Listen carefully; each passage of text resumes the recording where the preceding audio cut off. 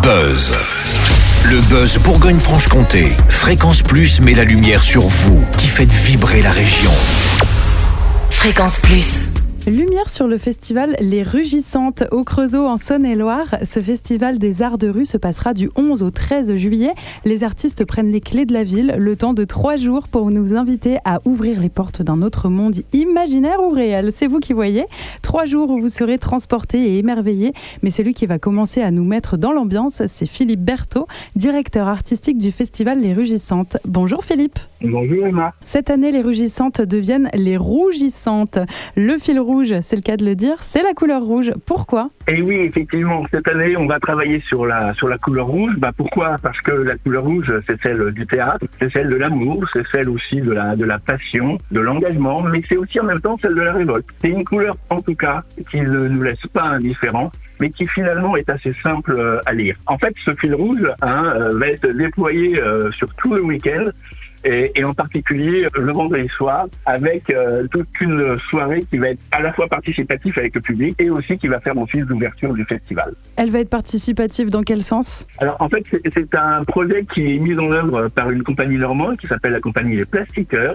Et c'est une création sur mesure pour les Rugissantes 2025. Ils vont travailler en fait avec la confection d'objets, la confection de costumes, de décors, avec les habitants du Creusot, de tous les âges, de toutes les associations, les centres sociaux, les centres de loisirs, l'atelier théâtre. Il y a énormément de monde qui vont être complices finalement de cette aventure, et il va être installé toute une scénographie autour de la couleur rouge. Le public va être habillé aussi de rouge. Il va y avoir aussi des stands où l'on peut venir se costumer directement sur le festival, l'idée étant que chacun des festivaliers et que tout le site du festival soit aux couleurs rouges, et tout ça va se terminer par un grand spectacle qui va ressembler à un bal, je n'en dis pas trop, mais il y aura une explosion évidemment de couleurs à la fin de ce spectacle-là.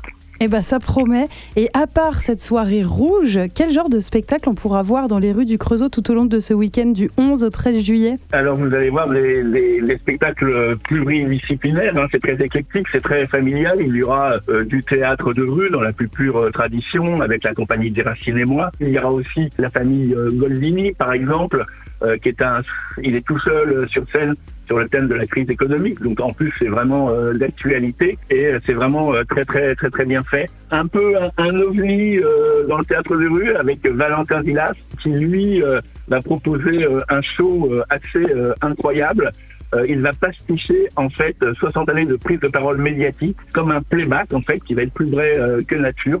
On pourra croiser Serge Gainsbourg, Sophie Marceau, Blanche-Neige, voilà, énormément de personnages, mais il y aura aussi du cirque avec la compagnie Encore en l'air et les Sanglés, qui vont s'unir pour envoyer 4 astronautes en orbite. C'est un spectacle très très beau, c'est un spectacle moi qui m'a vraiment profondément touché, et en plus très très très technique.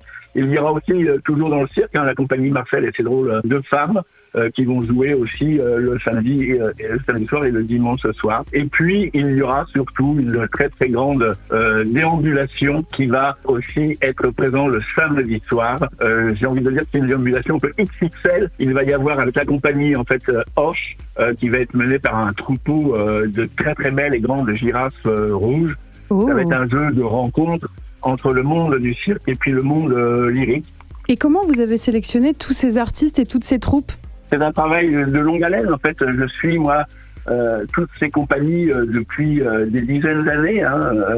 Je les suis sur les festivals, je les suis, on se connaît finalement à la fin.